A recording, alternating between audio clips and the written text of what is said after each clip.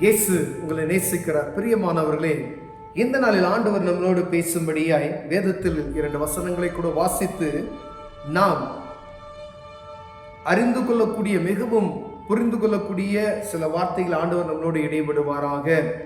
அது லூக்காவின் புஸ்தகம் 3வது அதிகாரம் 6வது வசனம் 16வது வசனம் இப்படியாக சொல்லப்படுகிறது. அவன் யோர்தான் நதிக்கு அருகான தேசமெங்கும் போய் பாவ மன்னிப்புக்கென்று மனம் திரும்புதலுக்கேற்ற ஞானஸ்தானத்தை குறித்து பிரசங்கித்தான்.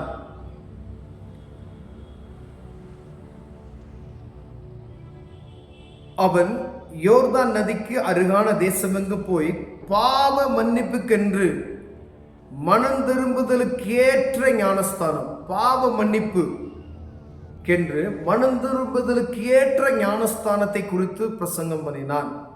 பாருங்க, அதே போல கீழே 16வது வசனம், யோவான் எல்லாருக்கும் பிரதியுத்தரமாக, நான் ஜலத்தினால் உங்களுக்கு ஞானஸ்தானம் கொடுக்கிறேன், என்னிலும் வல்லவர் ஒருவர் வருகிறார், அவருடைய பாதரட்சிகளின் வாரை அவிழ்க்கிறதற்கு நான் பாத்திரன் அல்ல, அவர் பரிசுத்த ஆவியினாலும் அக்கினியினாலும் உங்களுக்கு ஞானஸ்தானம் கொடுப்பார். அப்ப 2 விதமான ஞானஸ்தானங்களை பெறும்படியாய் வேதம் நம்மளை வழிகாட்டுகிறது. பிரியமானவர்களே, அநேக ஞானஸ்தானம், ஒவ்வொரு சபைகளில் வித்தியாசமான ஞானஸ்தானங்களை கொடுக்கிறார்கள். அந்த ஞானஸ்தானம் அப்படின்றதுக்காண்டி, ஒரு அடையாளத்துக்காண்டி அதை அப்படியே நடத்துறாங்க. ஆனா வேதம் பாவ மன்னிப்புக்கென்று மனம் திரும்புதலுக்கென்று அப்படிப்பட்டதான ஒரு ஞானஸ்தானம், அது மிகவும் முக்கியமானது என்று யோர்தான் நதியில் இருக்கிற எல்லா தேசத்துக்கும் யோவான் பிரசங்கம் பண்ணினார் என்பதை நாம் பார்க்க முடிகிறது. கிறிஸ்துவுக்கு முன்பதாய் வருகிற எலியா அவர்தான் என்று வேதம் சொல்லி இருக்கிறது. பாருங்க, பாவ மன்னிப்பிலிருந்து மனம் திரும்புதலுக்கு ஏற்ற ஞானஸ்தானம் ஒன்று கண்டிப்பா இருக்கிறது. இப்ப சிறு பிள்ளைகளுக்கு ஞானஸ்தானம் கொடுக்குறாங்க, அவங்க ஒரு சர்டிபிகேட் மாதிரி கொடுக்குறாங்க, அந்த ஞானஸ்தானம்லாம் செல்லாது. ஆனா பாவ மன்னிப்புக்கு என்று ஞானஸ்தானம் எடுத்தால் மாத்திரமே மூழ்கி ஞானஸ்தானம் எடுக்கிறது தான். அப்ப ஆண்டவர் அதை மிகவும் அது நமக்கு கட்டாயப்படி, ஏன்னா ஆண்டவராக இயேசு கிறிஸ்துவே என்ன செய்கிறார், யோர்தான்ல ஞானஸ்தானம் எடுக்கிறதை நாம் பார்க்க முடிகிறது. பிரியமானவர்களே, ஒருவேளை அப்படி இல்லை, தண்ணி இல்லாத இடத்துல இந்த வாக்குவாதங்கள் பண்றாங்க பார்த்தீங்களா, அவங்களெல்லாம் ஒன்றும் செய்ய முடியாது.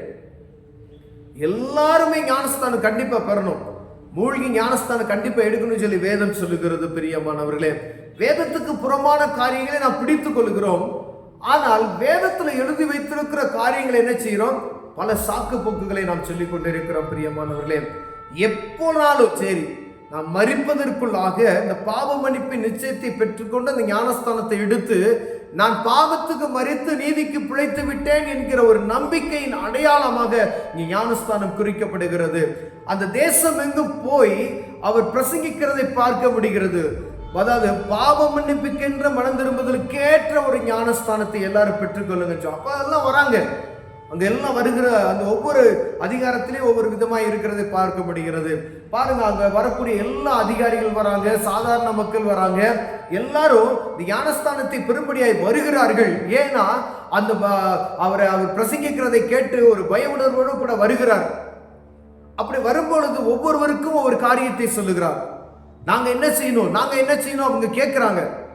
ஆனா இந்த நாட்கள்ல சபைகளில் நம்ம பிரசங்கிக்கப்படுகிறதை குறித்து நாம் அசதியா இருக்கிறதை நாம் உணர்ந்து கொள்ள முடிகிறது. இப்ப போதகர் பிரசங்கம் பண்ணுகிறார், ஐயா பாவ மன்னிப்புக்கு என்ற ஞானஸ்தானத்தை எடுக்க நான் என்ன செய்ய வேண்டும் என்று நாம் யாராவது கேட்கறது உண்டா? சொன்னாலும் நம்ம என்ன செய்ய மாட்டோம், எடுக்கவும் மாட்டோம். அந்த பாவத்தை விட்டு நம்ம வெளியே வரணும் அப்படின்னு சொல்லி முடிவு பண்ணாதான் இந்த பாவ மன்னிப்புக்குரிய ஞானஸ்தானத்தை பெறுவதற்கு ஒரு வாஞ்சை வரும். அநேக ரட்சிக்கப்பட்ட பிள்ளைகளை ஞானஸ்தானம் எடுக்காமல் இருக்கிறோம். ஆனா ஆண்டவர் சொல்லுகிறார், இந்த பாவத்துக்கு மரித்து நீதிக்கு பிழைக்கிற மனம் திரும்புதலுக்கு ஏற்ற ஒரு ஞானஸ்தானம் கண்டிப்பா உண்டு. ஒருவேளை கிறிஸ்தவர்களா இருக்கலாம், சின்ன பிள்ளைகளுக்கு நீங்க ஞானஸ்தானம் கொடுக்குறீங்க அப்படின்னா அது சடங்காச்சாரம் மாதிரி தான். நீங்க அதே பிள்ளைக்கு ஒரு நல்ல விவரம் தெரிந்து யூத்ல அவங்க நல்ல சத்தியத்தை போதித்து மனதார அவங்க ஆண்டவரை ஏற்றுக்கொண்டதுக்கு பின்பதாய் அவங்க முழுமையாய் ஆண்டவரை பற்றி கொண்டு நடக்கிறதை பார்த்து அதற்கு பின்பதாய் அவர்களுக்கு ஞானஸ்தானம் கொடுப்போமே, ஆனால் அது மிகவும் சிறந்ததா. ஏன்னா பாவத்தை குறித்து உணர்கிற, இது பாவம், இதை செய்யக்கூடாது, அவன் உள்ளத்துல ஆண்டவர் பேசணும். அப்படி அவன் உணரும் பொழுது அவன் அதை ஏற்றுக்கொண்டு நான் பாவம் செய்ய மாட்டேன், ஆண்டவருக்காய் நான் வாழப்போகிறேன் அப்படிங்கிற உணர்வு வரும்பொழுது அந்த ஞானஸ்தானத்தை நம்ம என்ன செய்யணும், கொடுக்கணும். பெரிய ஆண்டவர் இதை மிகவும் கட்டாயப்படுத்த. இரண்டாவது ஒரு ஞானஸ்தானத்தை ஆண்டவர் சொல்லி யோவான் சொல்கிறார், எனக்கு பின்பதாக வருகிறார் இயேசு கிறிஸ்து கொடுக்கிற பழைய புதிய ஏற்பாட்டின் காலத்துல சீசர்கள் மேலறை வீட்டில் தங்கி இருக்கும் பொழுது அவர்கள் மேல் அக்கினியினாலும் அபிஷேகத்தினால் பரிசுத்த ஆவியான பொழிந்தருள போது அவங்க ஒவ்வொரு நிரப்பப்பட்டதை நாம் வாசிக்கிறோம். பிரியமானவர், அதனுடைய அபிஷேகம் தான் இந்நாள் வரைக்கும் அடுத்து ஒவ்வொருவரும் நினைக்க, ஒவ்வொரு மேல் கரங்களை வைக்கும் பொழுது அந்த அபிஷேகத்தை பெற்று எல்லா இடத்திலும் நிரம்பி வழிகிற ஒரு பாத்திரமா நாம் நின்று கொண்டு இருக்கிறோம். பிரியமானவர்களே, அதுக்கப்புறம் பரிசுத்த ஆவியினால் நிரப்பப்படுகிற ஒரு அனுபவம். பரிசுத்த ஆவியினாலும் அக்கினியினாலும் உங்களுக்கு ஞானஸ்தானம் கொடுக்கிறவர் இயேசு கிறிஸ்து மாத்திரமே. நீ ஆவியில நிறைந்து ஜெபிக்கும் பொழுது பரிசுத்த ஆவியானவர் உங்களை நிரப்புவார். அவரை நோக்கி நீங்கள் பார்க்கும் பொழுது உங்க அக்கினிமயமாய் உங்களை மாற்றுவார். பிரியமானவர்களே, இந்த ரெண்டு ஞானஸ்தானமும் நான் கண்டிப்பாக ஒரு ரட்சிக்கப்பட்ட பிள்ளைக்கு பெற்றிருக்க வேண்டும். பரிசுத்த ஆவியின் அபிஷேகத்தை கண்டிப்பா ஒரு சபையில இருக்க பிள்ளை கண்டிப்பா பெற்றிருக்க வேண்டும். ஒருவேளை நான் சபையில இல்ல, ஏதோ இன்னொரு திருச்சபையில இருக்கிறேன், எங்க திருச்சபையில இப்படிப்பட்டதான காரியங்கள் இல்லை அப்படின்னு சொன்னா, வீட்டுல நீங்க தேவ சமூகத்தில் அமர்ந்து தேவனை நோக்கி நீங்கள் முறையிடும் பொழுது பரிசுத்த ஆவியானவர்கள் என்ன செய்வார், நிரப்புவார். அந்த அனுபவத்தை நீங்கள் பெற்றுக்கொள்ள முடியும். ஒருவேளை அங்க போதவர்களுக்கு மூழ்கி ஞானஸ்தானம் கொடுக்கல அப்படின்னா, ஐயா நான் பாவத்துக்கு மறைத்து நீதிக்கு பிழைக்க நான் ஆசைப்படுகிறேன், எனக்கு ஞானஸ்தானம் மூழ்கி ஞானஸ்தானம் கொடுங்க உங்க சபை போதவர்கிட்ட நீங்க சொல்லி ஒரு ஞானஸ்தான தொட்டியை கட்டுவதற்கு வாலிபர்களாகிய நீங்கள் என்ன செய்யும், உந்துதல் படுத்த வேண்டும். இதை பார்த்து கொண்டிருக்கிற அன்பு சகோதரனை சகோதரியை ஆண்டவர் உங்களோடு பேசிக் கொண்டிருக்கிறார்.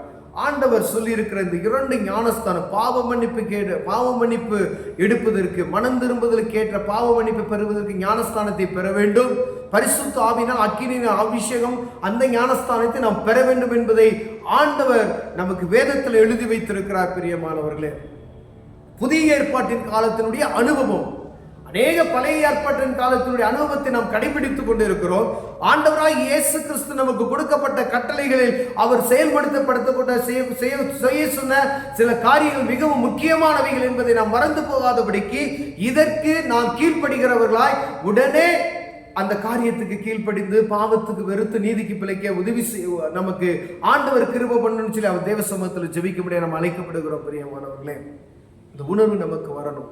இது பாவம் விட்டு வெளியே வரணும் அப்படின்னு சொல்லி ஞானஸ்தானத்தை நான் பெறணும், பரலோக ராஜ்யத்துக்கு நான் போகணும். அந்த உணர்வு நமக்கு வரும் பொழுது ஆண்டவர் உங்களோடு என்னோடு பேசுவார். அப்பொழுது நீங்க ஞானஸ்தானத்தை எடுப்பீர்களாக. கண்களை மூடும். அன்பின் தகப்பனே, ஆண்டவரே, பாவத்துக்கு மரித்து நீதிக்கு பிழைக்கிற அபிஷேகம்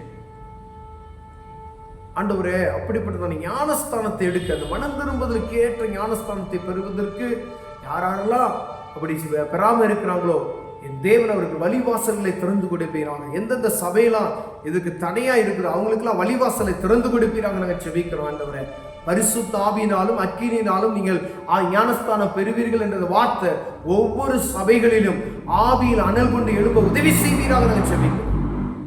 இயேசுவின் நாமத்தில்